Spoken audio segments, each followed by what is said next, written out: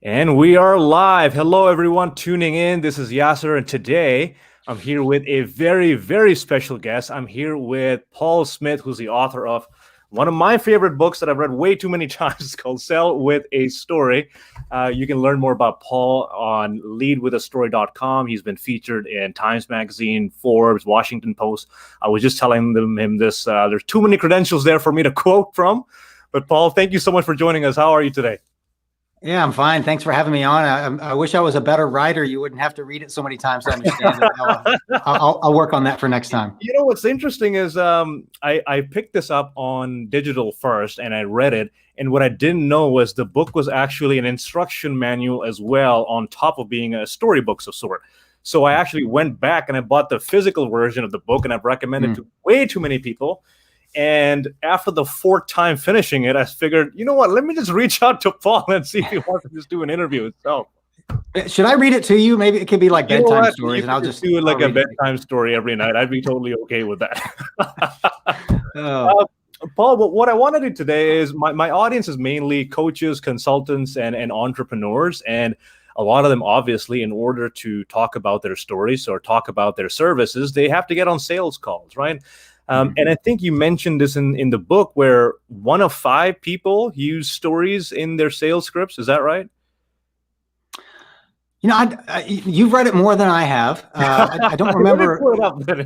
I don't remember quoting 1 of 5 people use it. I suspect it's higher than that. But I think my main point around that chapter was that stories are underutilized. I think a lot of great salespeople use them. But in interviewing salespeople for the book, I found out that, you know, this salesperson uses these 3 types of stories, and this salesperson uses these 4 types of stories, and this salesperson uses these 7, and they don't overlap. And so they don't realize, oh, you mean I could be using it for all those other reasons as well? I had no idea, you know. And so I think there's a lot more opportunity for active storytelling. Yeah, the exact quote that I was referring to is, in other words, only 1 in 5 sales calls include enough stories to satisfy the buyer. I think that's what I was talking about. Yeah. Now, okay, thank you for that. Yeah, so that was from I think a Forrester research study back in the late 90s. They basically asked buyers, professional procurement managers, how prepared salespeople were in various different ways when they were called on by these salespeople. And, you know, the first thing they asked was, how prepared are they at understanding their own product line that they're selling? And the answer was like 88% of them thought their salespeople were well qualified. Now, I don't know what the other 12% of salespeople are doing if they don't even understand their own product line. It should be 100%, right? But anyway, you know, and then, you know, one of the questions was, how prepared are they at understanding the buyer's business? And the number dropped to like 60, you know, something. And way at the bottom of the list was, how prepared are salespeople with stories, anecdotes, and examples to help me understand really what they're selling? And the answer was around 20%. So buyers think that only 20% of salespeople are adequately prepared with stories. And I think we need to raise that number.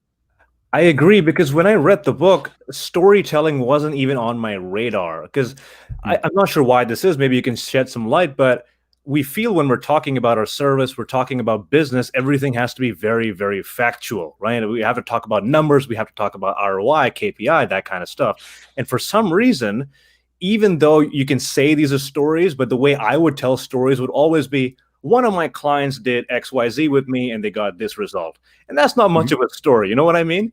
I'm wondering why that is. Why don't we use stories more often? I think we think that it's just some casual thing that you should throw in there every once in a while if it occurs to you, as opposed to thinking of it as an intentional selling skill, an intentional communication skill. So like, every salesperson has a sales pitch when they go into a sales call, right? I mean, they prepare it, you know, weeks in advance. They probably have a bunch of PowerPoint slides too, right? Or whatever they're, you know, they've probably got a deck that they're going to hand out, right? Your stories should be no different. They should be intentional and planned out and part of the conversation that you've, you know, decided to have with your prospect. Now, they may ask you a question out of left field and you might decide to answer it with a story, and you need to be prepared with those as well. But that's the mind shift. The reason is most people just think of it as, well, that's just part of casual conversation. I don't need to prepare for that. We don't have to, but you'll be a better salesperson if you do. And if you've got a whole repertoire of stories to draw on at the right moment. And if you plan them and say, okay, I got a 1-hour sales call with this board of directors and I'm selling this multi-million-dollar SaaS thing or whatever. And, and I'm going to go through these points, but at minute 17 into my 1 hour, that's when I get to point number 3B. Yeah. That's when I'm going to tell that story about that client of mine who didn't think that this was going to help. And then I sold it to them. And then, their business doubled overnight and it was just a huge success. That's when I'm going to tell that story. And then at minute 35, that's when I'm going to tell this other story. Like, you should plan it out. And then it'll be an intentional thing. Yeah. It's interesting because I'm wondering how many people, at least in my niche, the coaching niche, they kind of wing it on the sales call. Where they know, okay, I'm going to ask some questions about their pain points, I'm going to ask them about what they've tried, and then eventually go to the pitch. But rarely is something orchestrated. Rarely do they have, okay, I'm going to talk about this story because this is what the client is talking about. You mentioned something very interesting right at the start of your book. You say stories connect with the decision-making areas in your brain and makes your product easier to remember. It can literally increase the value of your product or highlight the main idea by moving it to another context. Can you talk to me more about that? Because I found that really interesting. Yeah, so I might have to give you an example here. And by the way, let me semi-correct, I was a little bit tongue-in-cheek in that last answer. You don't really need to plan it out to minute 17 and minute 35. But I just mean, when you go into a sales call, you should have a plan, right? You should have a plan for what you're going to talk about when, and your story should be attached to different parts of that plan. When I try and make this point, I'm going to use this story to illustrate it. When I get to this point, I'm going to use this story to illustrate it. And these 7 points, I'm not going to use any story at all because they're clear enough without any story, right? So you should end up with a 10 to 15% of the time you're telling a story, and the other 85 to 90% of the time you're not telling a story. Mm-hmm. But then back to your second question about increasing the value of the product. The best way to illustrate that is with that example, and it's the first one in the book, and you've read it 4 times, so I know you've heard it, but your audience hasn't, so I'll share it anyway. My wife, because this really happened to me personally. So my wife and I were at an art fair looking for a piece of art for my kid's bathroom at home, and we were going booth to booth, and we got to this booth of this underwater photographer, a guy named Chris Guglielmello. Look this guy up. He's amazing. He takes these amazing underwater pictures of sea anemones and coral reefs and sharks and whales and stuff. Anyway, my wife just gets emotionally attached to this picture that to me looked about as out of place as a pig in the ocean, and you're smiling because it literally was a picture of a pig in the ocean, which I just thought was the stupidest thing, right? And so but the artist was there. So when I finally got my chance, I was like, dude, what's with the pig in the ocean? I mean, come on. The pigs don't swim. They don't live in the ocean. I mean, it's just silly. And he said, and by the way, that's when the magic started, right? The guy said, oh yeah. He said, that was the craziest thing. He said, that picture was taken off the coast of this uninhabited island in the Bahamas called Big Major K. He said, apparently what happened was a few years earlier, some local entrepreneur decided to raise a pig farm for bacon, I guess. And he said, and he found that there was this island that was uninhabited where he could keep the pigs for free. Well, see, he's no dummy, so he's going to keep them on the free island, right? Mm-hmm. Well, but then he said, well, look in the picture. Look up behind the pig, up on the beach, back, off the beach. What kind of vegetation do you see? And I kind of squinted and looked up there, and I said, well, the only thing I recognize up there is cactus. And he said, right, that's a problem, right? Pigs don't like cactus. He said there literally wasn't anything for them to eat on this island. So that entrepreneur wasn't very smart after all. Mm-hmm. So he said, but fortunately for the pigs, I guess, there was a local restaurant owner on a neighboring island who was boating his kitchen refuse every night over to Big Major K and dumping it overboard, like the kitchen scraps, literally dumping it in the water a few dozen yards offshore. Well, if you get hungry enough, you'll do anything. So even though pigs don't normally swim, you get hungry enough, you'll do anything. So first one little pig, dog paddles his way out there, or pig paddles or whatever, his way out there to get the food. And then it's 2 little piggies and then 3 little piggies. And he said, here it is 2 generations later, and all the pigs on Big Major K can swim. He said, in fact, that's how I got that picture. He said, I went to that island because I heard about these swimming pigs. And normally I've got to put on my scuba equipment and go underwater and wait for something interesting to happen. It's this multi-hour ordeal. But I literally got to this island. I didn't even get to the beach yet, and the pigs are swimming out to my boat. Like, I just leaned over with my camera and took a picture. Easiest picture I ever took, and it's one of my best sellers. And I said, we'll take it. Right? Sold for cash right now, right? And why? Because of the story, right? I mean, just imagine how he could have sold me that picture. He could have said, well, Paul, there's 3 reasons why you should buy this picture, right? It's the right size to fit in your bathroom, and it's the right color palette to match the decor. Your wife's already showed me the picture, and it's already in the price range. You told me you're willing to spend on it. Right. Those would have been 3 very rational reasons, right? But there are probably dozens of pictures at that art fair that met all 3 criteria. But there's only one that had a cool story attached to it. And that's why that's the one that's hanging up in my kid's bathroom at home. The story made it more valuable. I've read that story a few times, but hearing you say it is a whole different thing. Now I feel like I need to go out and buy that story, that picture as well. You should. Everybody should have it. It's so cute. You could have a commission structure with this guy, and next thing you know, it's sold 400,000 copies of that photo. I love how adding context to something like that, it gives you meaning for what you're purchasing, but also it fleshes it out a lot more.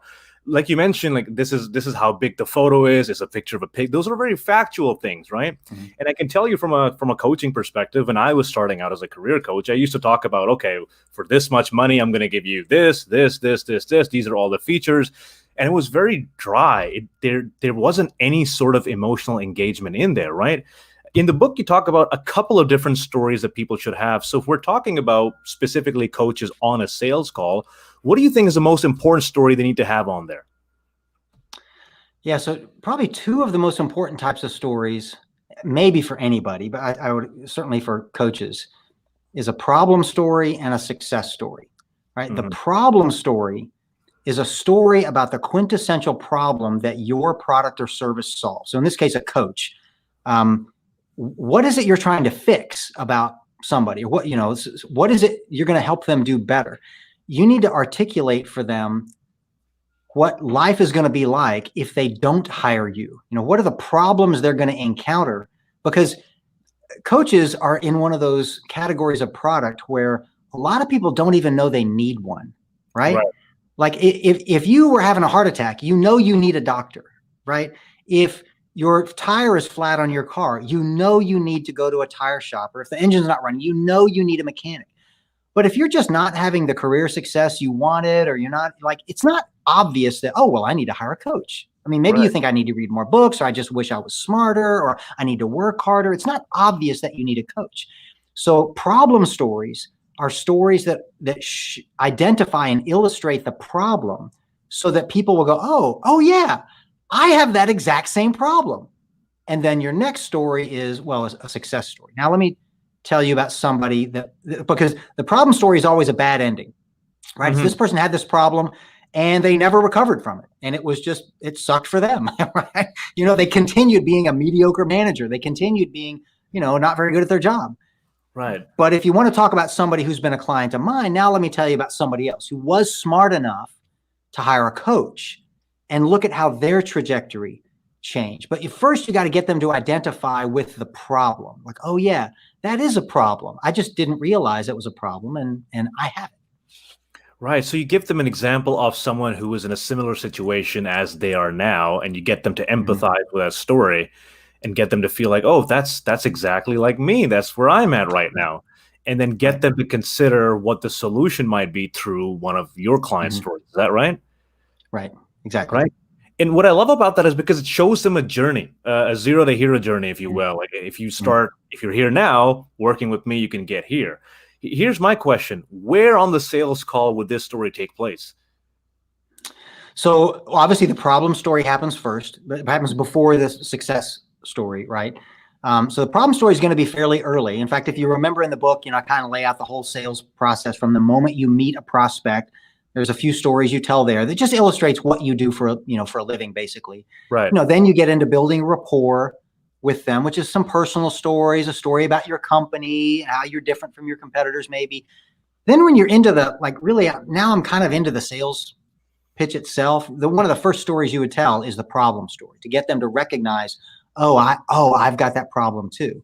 Later on in that main part of the sales, pitch process is when you're going to tell some success stories. And then you're going to get to where there's an objection, and you need to resolve the objection, and there are stories to resolve objections. And then you're going to get to closing the sale, and there's stories to help close the sale. And then there are even stories you tell after the sale is made to help build loyalty. But that problem story is much earlier than those. It's at the very beginning of that middle part of the process where you're actually making a sales pitch. Right. Can we do that with a quick example? So, for example, you're a leadership coach, right? And you train managers on how to become better leaders. That's your thing. When you're on a call with a manager, um, I'm just wondering what kind of story can you tell them at the start of the call to pique their interest? What would that look like if we could do an abbreviated version of that? Yeah. So, well, instead of making one up, since I'm not a coach like that, I'll give you the example from the book that is a problem story, but it's Mhm. about a guy that's selling IT products. He sells Okay. internet security protocol systems to banks, so that when people buy something on the internet, their credit card doesn't get stolen. So Right. when he's making a sales call, he tells this problem story. He says, I was in Las Vegas a couple of years ago at a sales conference, and so, I went to the casinos at night, and, I was losing some and winning some and losing some. And eventually I lost all my money. So I Mhm. went to the ATM to get money, and it declined my transaction. And he said, I realized why. And he said, here I am. I live in New Jersey. All of a sudden, I'm 2,000 miles away in Las Vegas, Nevada. It's the middle of the night, and I'm trying to get a ridiculous amount of money out of this machine, right? He said, the bank thinks somebody stole my credit card. And so they basically cut it off. And he said, I get that. I'm fine that they're looking out for me. But he did have a problem with what they did about it. He said they called my wife in New Jersey at 4 o'clock in the morning, New Jersey time, to ask her permission. It's like, and he said, can you imagine what that sounded like? Wow. Yeah. Sorry to wake you up at 4 a.m., Mrs. Moulton, but your husband's in a casino in Vegas trying to get a boatload of cash out of a machine. Do you approve of this transaction? Of course she didn't, and she was mad at him, and he was mad at the bank. And anyway, so he tells that little story to illustrate to the banker. He said, look, you may not even know it, but this kind of thing happens all the time to people, but not my clients. Because my clients, our internet security protocol systems aren't call the wife at home. It's send a text, ask a security question, call their cell phone, something smarter than calling the spouse at home. So that's when the light goes on in their head. They're, oh, we probably do have that problem. I didn't even know it. Now I want to know what you're selling, because I don't want us to have that problem. Yeah. That's a phenomenal example, especially in this context, because I know a lot of these services coaches offer are solving a particular problem, like you mentioned. And these small things, like you mentioned, sending the wife or calling the wife up, there are versions of those things that happen all the time too, right? In fact, a lot of the questions that came in were specifically about storytelling and how to talk about my service or my program through storytelling. So, for example, let's just take the example of a leadership coach again, right? Oftentimes people feel there's a part of the call that's asking questions about, tell me about yourself, your business, what challenges are you having? But when they switch to talking about their service, it becomes this 15-minute pitch or a 20-minute just on and on and on. And they can tell that their clients can see that they're in pitch mode. How do you replace that with storytelling and talk about your services with stories to make it more effective? Yeah, and I'm laughing because one of the questions I asked the buyers in the research for this book was, what makes a sales pitch sound like a sales pitch? And almost all of them gave me the same answer. They said, the moment the tone of the conversation changes from just extemporaneous conversational to something that sounds scripted and memorized, they said, that's when I know the sales pitch is on. And they said, the hair on the back of my neck stands up and I immediately go into defensive mode. And he said, you never want to get to that place, right? You don't want your sales pitch to sound like a sales pitch. And that's that 11, 15 minute, whatever you said, that when they get to that point and it's all memorized and it's just a shtick that they've been repeating over and over. Stories help you get away from that, because you're just telling stories, right? You can relax and just tell it casually, and you might mess up a little bit. And it's, and you might, oh, wait, I'm sorry, I messed up. Let me go. See, what I forgot to tell you was this. And that's okay. Because you're just telling a story. It doesn't need to be this polished, memorized, Hollywood delivered thing. You're just telling a casual story, and it will sound casual. And that they don't think this is part of the sales pitch. So they're not critically evaluating it, trying to poke holes in it, looking to, they're just listening. And that's what you want them to do every once in a while. So the most important answer is storytelling lets you get away from that kind of a scripted, memorized sales pitch that puts all buyers on edge. Yeah, it's like certain vocabulary you can detect it a mile off. They'll start using words like, "Oh, how can I help you achieve this breakthrough?" or very technical terms sometimes, and you can tell they're people either memorize it or there's a script, especially on the phone. Sometimes you can even hear the page turning. Here's the worst one. If I could help you increase 30% more revenue, would you be willing to hire me to help you do that? Or something like that, right? Like you're already asking me to make a commitment to hire you based on something that I don't know is going to happen. Like yeah. So those are those obvious scripted, memorized sales pitches that nobody wants to hear. Right. I love the example of, this is kind of like a testimonial almost. When you're telling a success story, it's you're telling them about a past client that you work with who've had fantastic results. What if someone's just starting out and they don't have stories with clients? What do they do? So, I would tell somebody else's story. First of all, not every story is a success story. Maybe you remember there are 25 different types of stories, and a success story is only one of those 25 types of stories. The problem story is a different type of story. How we're different from our competitors is a different type, and that's probably worthwhile talking about next.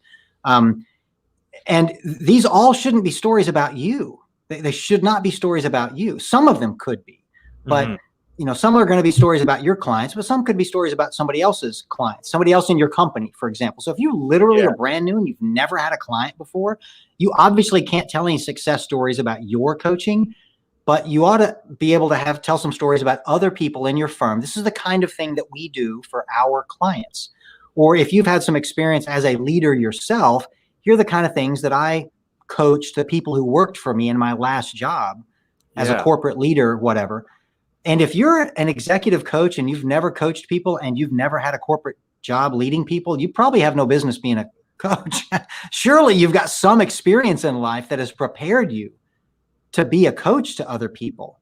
And those are going to be some of the stories that you tell. But if not, you can tell stories from other people at your firm. Yeah, I think because of ever since the pandemic started, a lot of people who used to work corporate jobs, they're now venturing into something else. So for example, someone's working in a corporate job for 10 years. Now they're like, you know what, I want to be a life coach. That's what I really want to do. So they're completely switching their industries. So they have it in the back of their mind that, okay, I have 10 years of experience in, say, HR, but now I'm going to be a life coach. I've never had any life coaching clients. How do I tell a story about that? Yeah. But during those 10 years as an HR manager, what were they doing? They were coaching and managing people to do better at their job, to have a better work-life balance. Like anybody who's managed other people knows that you're basically a coach. That's what you do. I mean, it's not like we're all working in the military and you get to boss people around and tell them exactly what to do. You have to motivate them to do it. You have to coach them along the way. You have to help them grow and learn. And my experience is that's a lot of what a life coach or a leadership coach does for you. It's basically like having a boss who doesn't boss you around, who just gives you good advice. Right?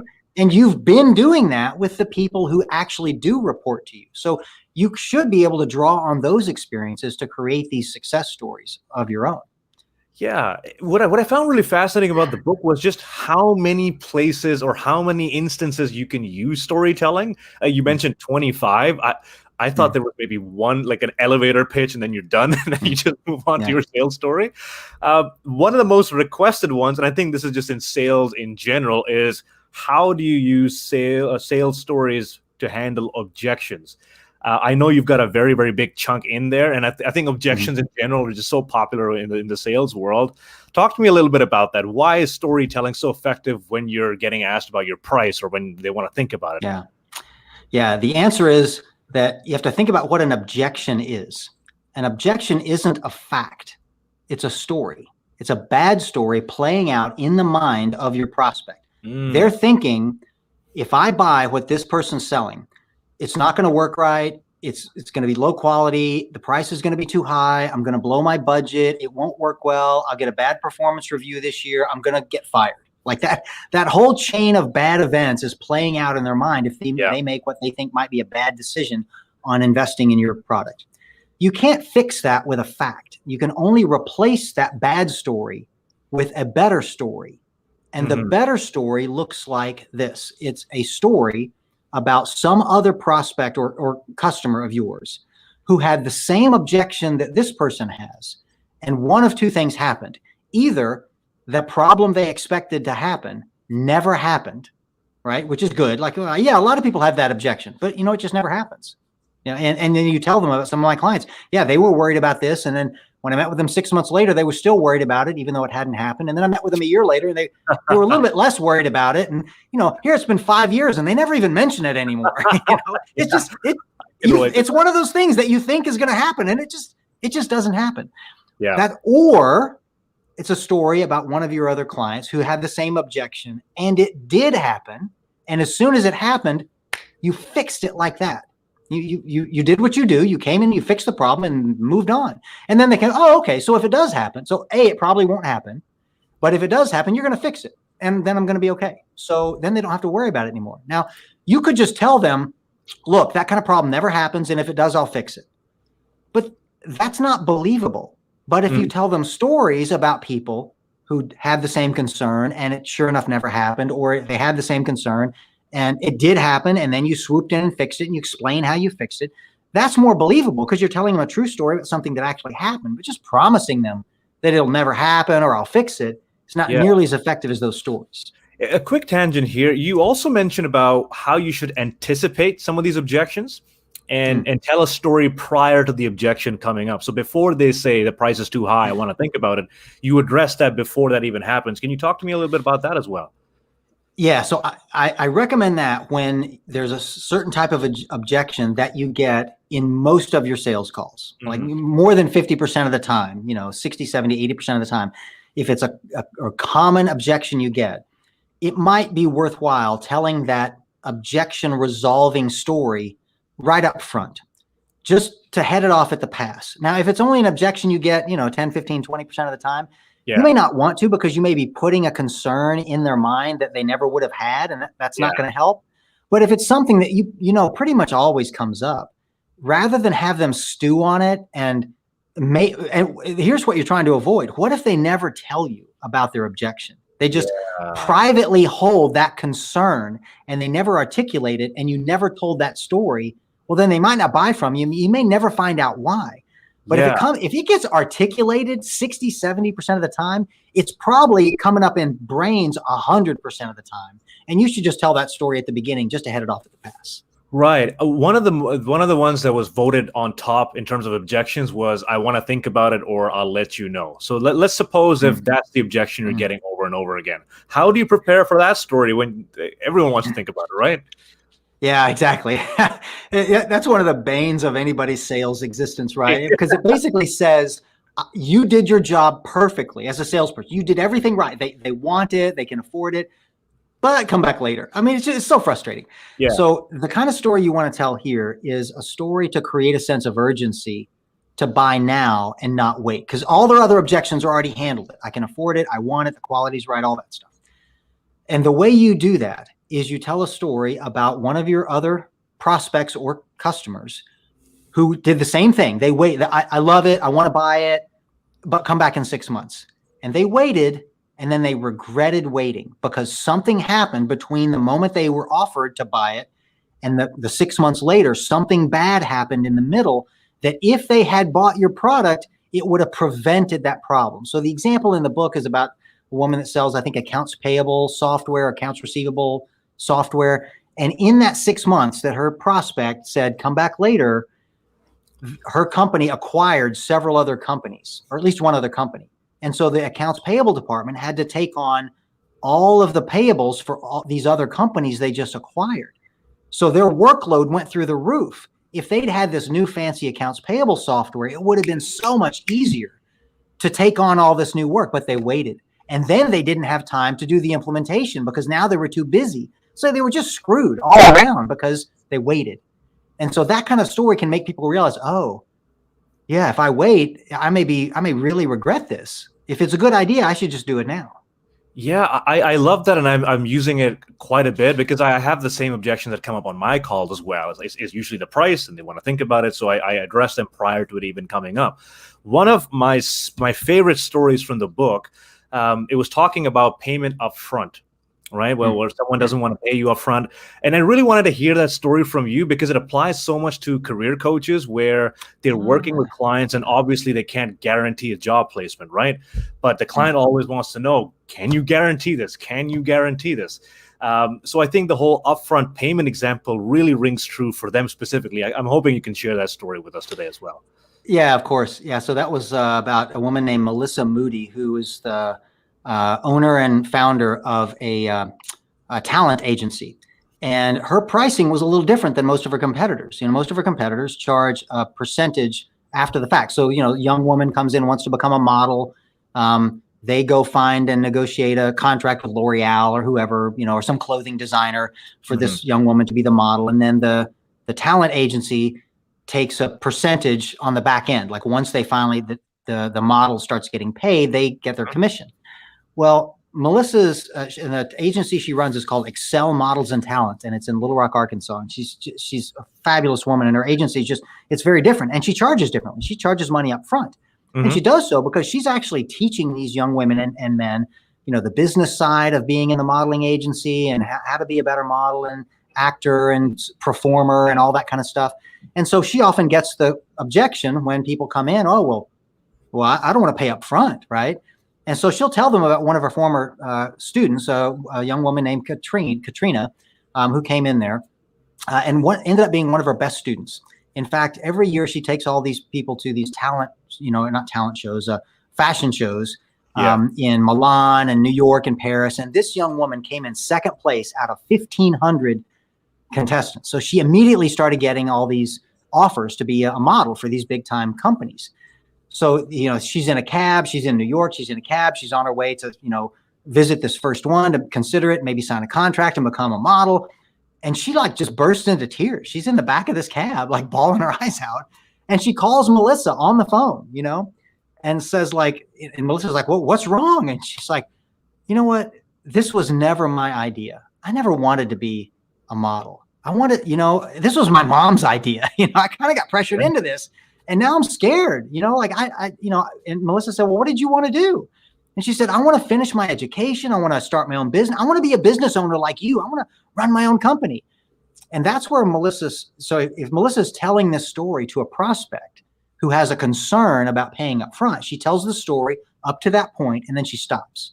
And she says, now, if I did business like my competitors and charged money on the back end, here's what I would have said to Katrina. I would have said, look, Katrina, I got $15,000 in 6 months invested in you. Now you get your butt in that office and sign those contracts so that I can get paid, right? That's what I would have told her. Yeah. But because I charge up front, that's not what I said. What I said was, well, Katrina, come home, pursue your dream. And that's exactly what that young woman did.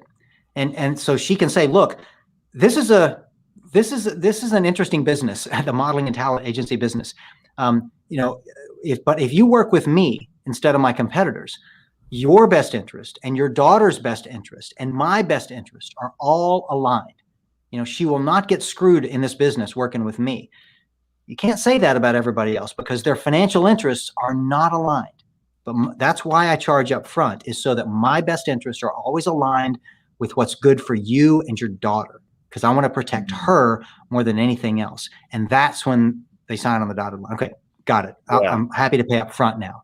So the story gives them a reason. You're showing them that I charge the money that I do for your benefit, not for my benefit. It's for your benefit. If you paid me differently or you paid me less, you'd be getting service that I wouldn't be proud of, and you probably wouldn't get much out of.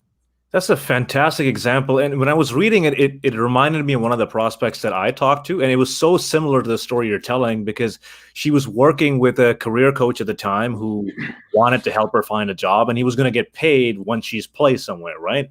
And she was looking for an engineering job at the time. But the issue was every time they would apply to an engineering role, they wouldn't get much of a response, or they just wouldn't get any traction. So what the career coach decided to do was to start applying to all these places that she wasn't really interested in. She didn't really care about those jobs, but because he wanted to get paid, he just wanted her to land any job anywhere. So they went far away from engineering. They were looking at copywriting, learning and development, all these different fields that she had no interest in. And he was just pushing her into all these roles. No, you got to go for this. No, you got to go for this one. Eventually, she ended up settling for a role that was significantly lower to her experience level. And she spent 2 years there. And then she decided, you know what, I hated the past 2 years. Now I want to work with some other career coach who can actually show me what I really want.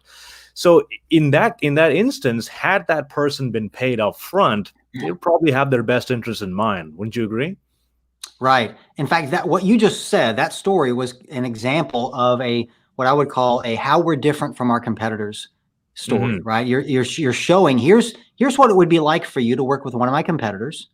And now, or half of that story. Now let me tell you what it would be like working with me. And you can see, well, which one do you want? Because these are very different experiences that you're going to have. You can have the person who's going to push you into the first job you get offered because that's how they get paid.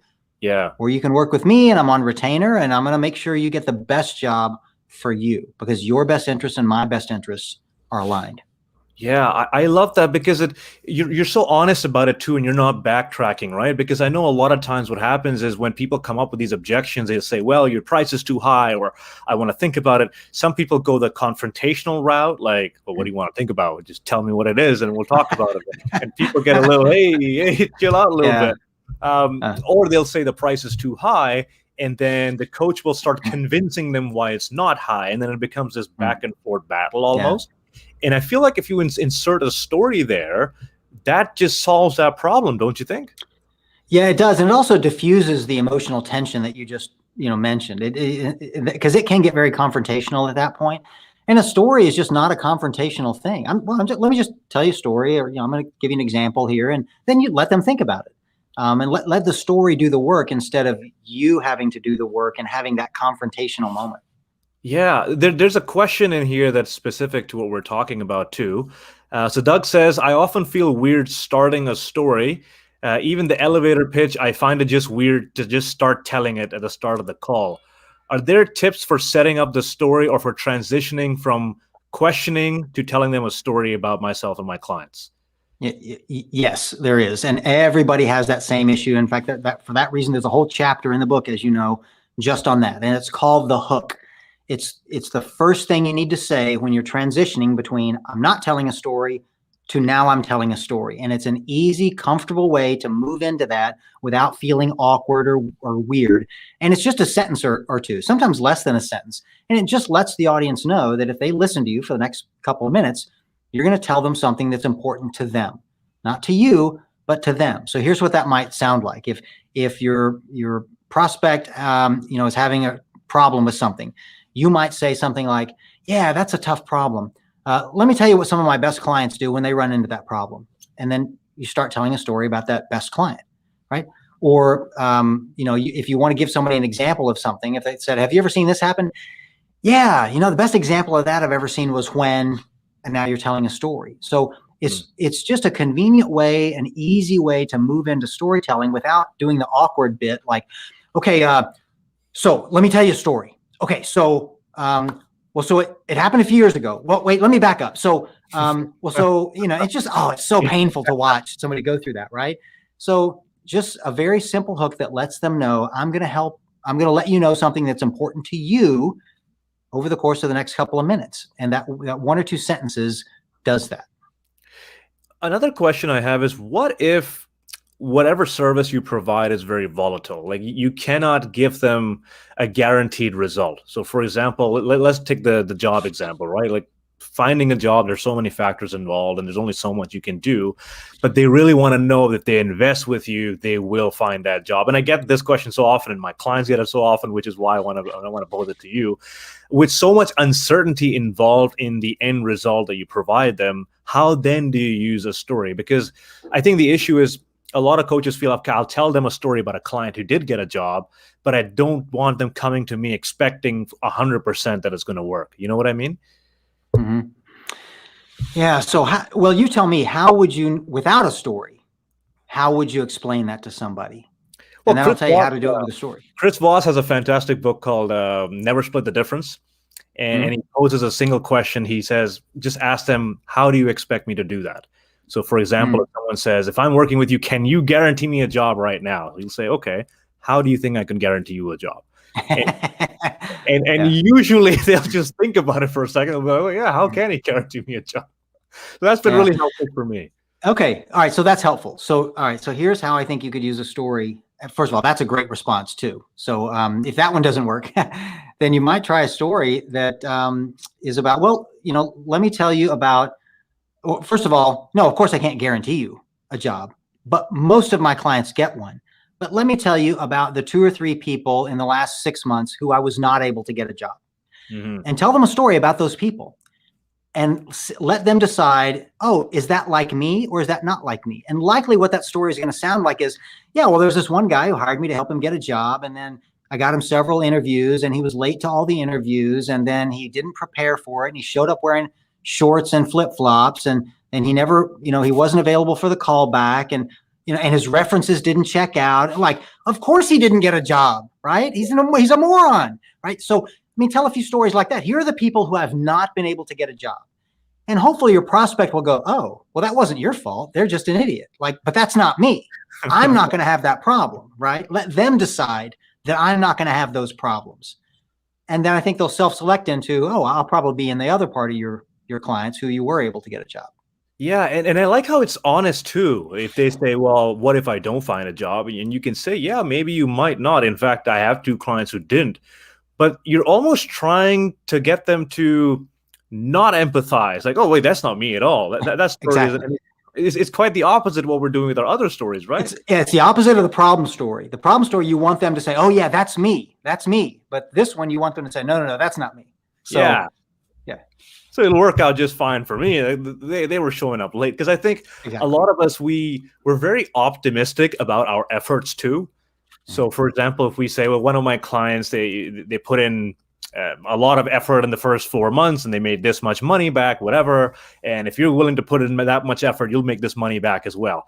I find that when I'm telling that to a client, a lot of them think they're very optimistic about the amount of effort they can put in. And they start projecting themselves at the maximum threshold. Kind of like when people tell them the job offers a salary of, say, 70,000 or 90,000.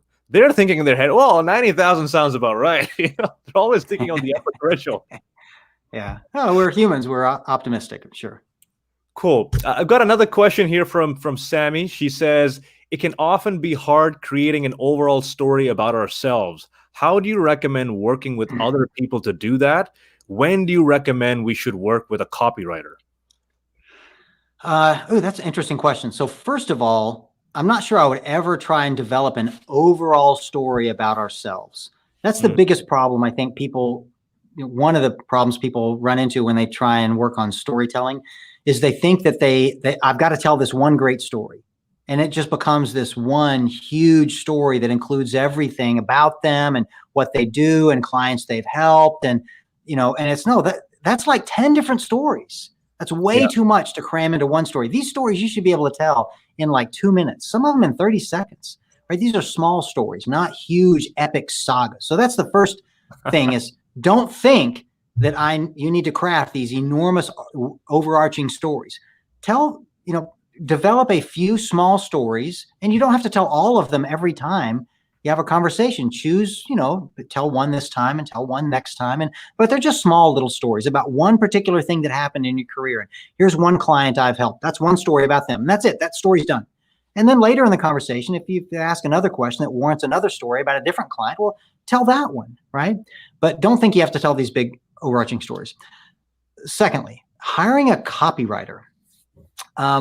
So I have had, first of all, I'm not sure I'd hire a copywriter. They write advertisements. If you're placing an ad in a newspaper, definitely hire a copywriter. If you want somebody to help you craft your stories, hire a storytelling coach. And I don't want to sound too commercial there, but that's what I do, right? I hire somebody like me to help you craft your stories, or take a class from them, or read a book, or, learn how to craft these stories. But unless you have to publish it in writing, I don't think these stories should be written out scripted anyway, for the same reason that we just talked about earlier. If you script out your stories word for word, you'll be tempted to tell them, to memorize them and tell them word for word. And then you're going to have that reaction that all those buyers told me, is the hair on the back of their neck's going to stand up because you're reciting some memorized scripted story. You should only remember your stories in bullet point form, like just to the outline of the story. And that way, every time you tell the story, it'll be fresh and new, and the words will be slightly different, and it'll come across as more extemporaneous and conversational. I'm wondering, what's your take on an elevator pitch? Because when you said using specific language that comes across too salesy, I find that elevator pitches usually have a lot of bombastic words, and they come up really early on in the call too. So I'd be interested to know what your take is on that. Yeah, so elevator pitches are often, first of all, they're usually not stories, right? They're usually sales pitches. It's a condensed sales pitch. Look, there are 3 reasons why you got to buy this picture, Paul, right? It's the right size, the right color, it's the right price, right? That's the elevator pitch to buy the pig picture, right? And there's nothing wrong with those. I mean, sometimes you need to have those because you just have a really short window of time to talk to somebody. Yeah. But again, you shouldn't always be telling stories. Maybe we didn't cover this. It's already been 45 minutes, so I don't know what we said at the beginning, but like it only ought to be 10 to 15% of the time that you're telling a story anyway. Right? 85 to 90% of the time that you're having a conversation with a prospect, the words coming out of your mouth should not be in the form of a story. It should be just regular conversation or a sales pitch or a list of reasons to buy or features and benefits. It's still okay to use those things. Stories shouldn't be the most frequent communication tool you use. It'll probably be the most effective, but it shouldn't be the most frequent. So I think it's okay to have elevator pitches and just, use them sparingly like you use everything else. Right. And I know we talked about storytelling, and I know a lot of people watching now probably don't use stories, like I certainly didn't. And small things in the actual delivery of the stories, you will learn as you start telling them more and more, like how do I transition into it, right? One of the things that I find for most people, at least the ones I work with, they don't know whether the story has landed. So they'll transition into the story, they'll tell the story, but they don't know if the customer has resonated with that story. Is there a way to make sure of that? Yeah, and I think it's probably the same way you'd figure out if your sales pitch landed. Did it create did it create the change in behavior decision that you wanted? And if the answer is no, well, then you didn't land it.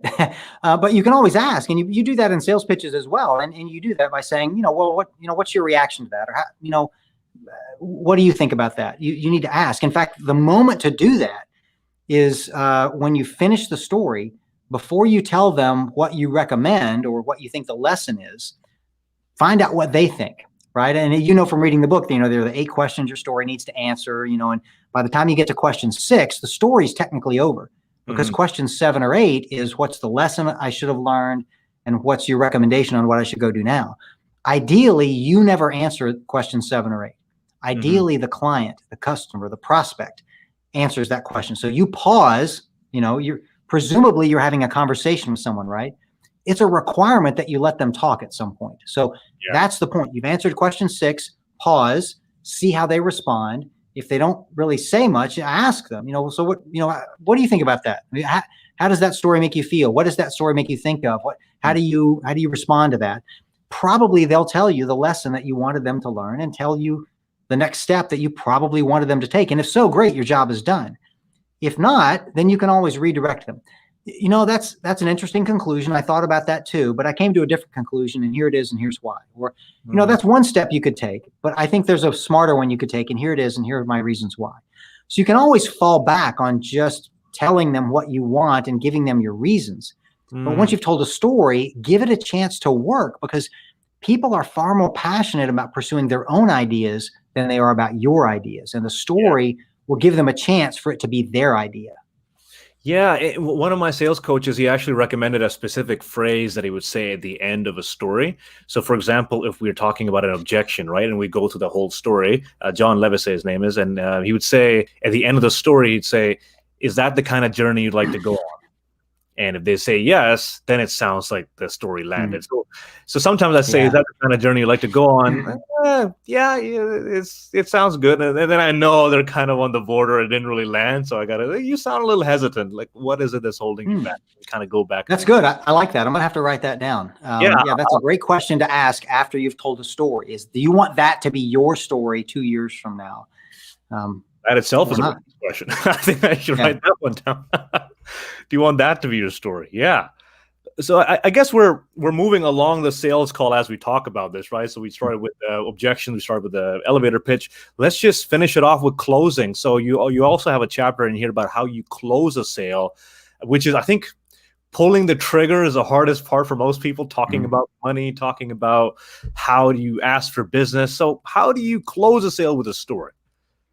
Yeah, we accidentally already covered that a few questions back when we talked about, creating a sense of urgency to close the sale now versus waiting later. That's the main idea in that book, is that creating a sense of urgency story.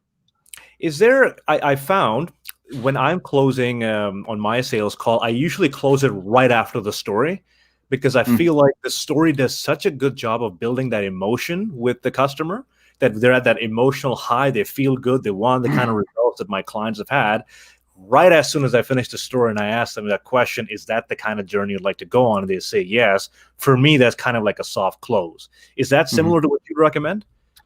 It could be, if you're talking about a story that you're telling in the sales pitch. If it's a story you're telling in the building rapport or some other phase, then closing the sale is not the next logical step. The next logical step may be, now I need another sales call with you, right? Or whatever the next step in your process is. The other reason I'm hesitant a little bit is I'm also conscious of being careful not to emotionally manipulate people. And so I'm always a little bit hesitant to, right at that peak emotional moment, sliding the paper across the table and say, okay, sign now that I've got you mesmerized with, give them a chance to, if the story was that great, it'll still be effective tomorrow or an hour from now or 10 minutes from now. If you shove the pen in their hand at that moment, it will look like you're trying to take advantage of that emotional moment and you're trying to manipulate them. You don't want that impression.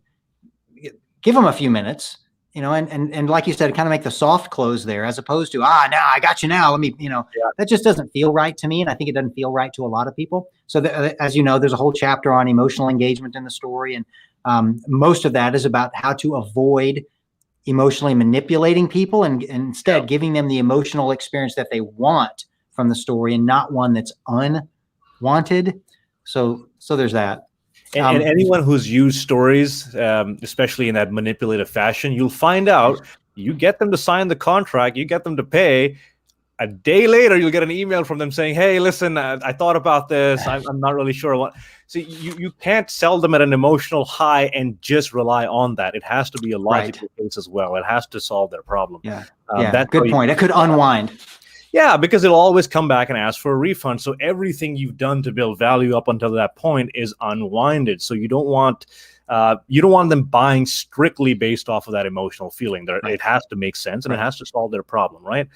I want to close with one final metaphor you mentioned in the book, that of thinking of your sales story is kind of like a jukebox where you press a button and you get a story. You press a button, you get a story.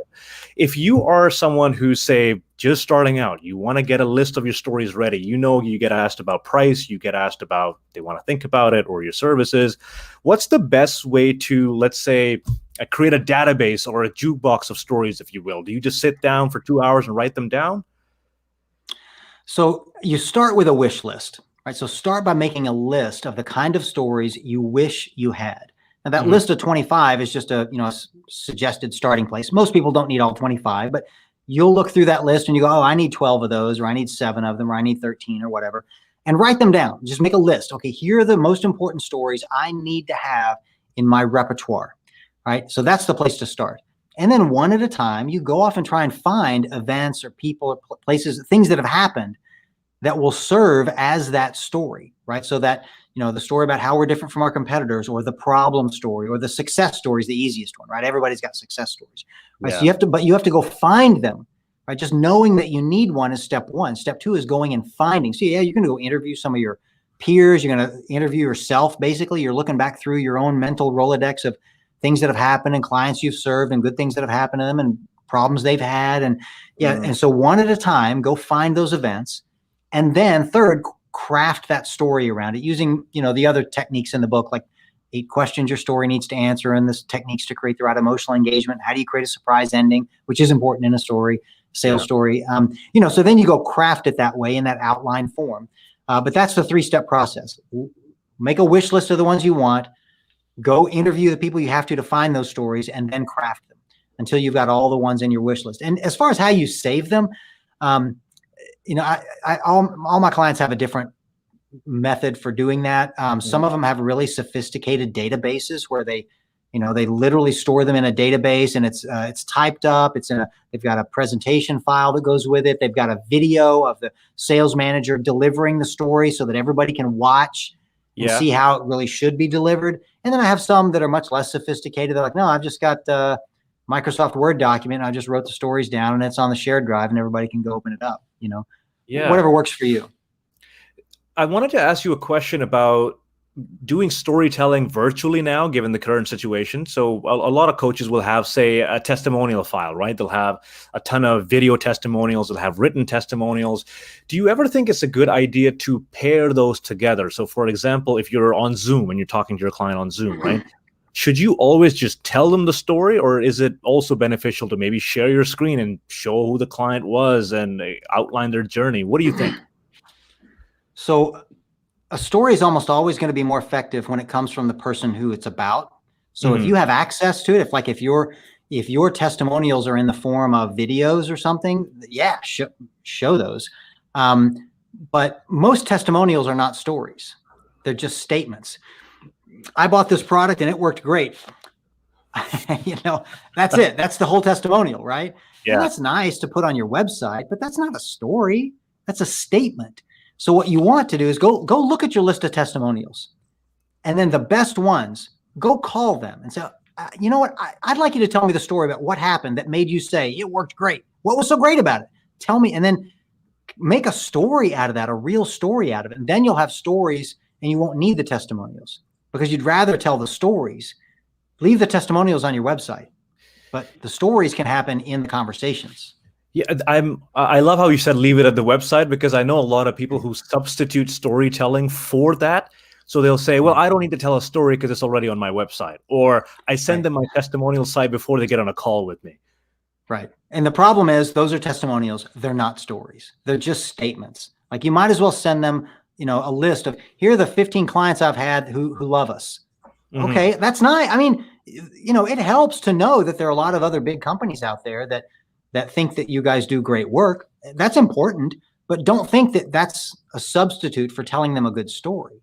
That's not a story. Yeah, I feel like when I incorporated storytelling into my sales script, I literally had to break down the whole sales script and build it back from scratch. And it has a lot to do with your book, because I read it. I was like, there's not a single story in my whole sales pitch. I need to go back and really rework. Please tell me there is now. Well, there's a lot now. I've got I actually use that term sales jukebox now with my clients. Just, hey, have your jukebox ready, have a bunch of stories. I've got, I think, 23 different stories there. And to your credit, every time, like, I'll get on a call with someone, they'll tell me I'm having a ABC challenge, right? So the next time I speak to them, I know which client I'm going to talk to them about, because I have a client I work with who's got that story. So for example, if I'm working with a career coach who's been trying to get their business off the ground for a year now, I've worked with several of those in the past who've been in the same situation. So I'll say something like, I've worked with ABC who had a similar thing. This is where they started. This is where they are now. Is that the kind of journey you like to go on? I'm like, yeah, that's exactly the kind of journey I want to go on. And you can see this light bulb moment happening, and I would never get that without a story. I can tell you that for sure. Exactly. It's so powerful. I know we're closing out on our time here as well, Paul. So before we shut things down, anything we've missed out on that you want to throw in there as a last minute piece of advice for people watching? Yeah, I just think of storytelling like any other skill set that you would at work, in that it would behoove you to learn it. Like, people think of storytelling for some reason like, well, I'll just wing it, or, I should probably tell some more stories, so I'll start doing that. But, if you wanted to get better at accounting, right? You wouldn't just say, I'll just start doing more accounting. No, you'd go take a class on accounting. You'd read a book. You'd get some advice. You'd watch some YouTube videos, whatever, right? Treat storytelling like that. It's a leadership selling skill, communication skill that you can master, but you need to study it seriously. Don't just decide that you'll just start practicing it more. You may be practicing really terrible techniques. Learn the right techniques and then go practice. And speaking of books and techniques, so just so if you're watching this and you want the book, this is the one that I'm talking about, Sell with a Story. I'll leave a link to it in the LinkedIn comments and on YouTube as well. Paul, you mentioned you have other books as well in the works or ones that are out recently.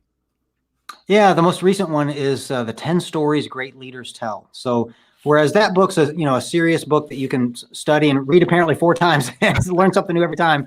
The 10 Stories Great Leaders Tell is a really short book. It's designed to be read in a single hour, just to be a starter kit for people who are really just starting this journey with storytelling. It just tells you, here are the most important 10 stories you ought to start with in your repertoire and a few tips on how to create them. Perfect. And if someone wants to work with you or avail your services, Paul, where can they find you and what kind of services do you have? Yeah, so thank you. My website's probably the best place to go because it's got links there to all my contact information and the courses I teach, which is leadwithastory.com. And yeah, I teach leaders and salespeople and executives and marketers how to use the art and the science of storytelling to be more effective at their job. So whether that's a keynote speech or a full day training or something, I've got all the kind of training offerings you might imagine. Yeah, and I want to mention, even if not those things, the book alone, it serves as a very good instruction manual. Like, it gives you the step-by-step process of how to build these stories together. Like, I've literally taken the templates from those and created those 23 different stories. So if you're wondering, how do I tell a story? How do I make it more effective? How do I structure the story? Every single thing is there in the book. I wish I got a cut out of the sales here because I'm really selling the book here now, but it's so good. It's fantastic. It's phenomenal. So I'll include a link in the comments. Paul, you've been an absolute gem here. Thank you so much today. I really appreciate it. You're very welcome. Yeah, thanks for having me on. I'll include some clips on there for everyone watching later to find Paul. I recommend his talk with Google as well. It was very, very entertaining to watch. Paul, hopefully I'll see you another time as well. I'm sure you will. Cheers. All right. Take care, Paul.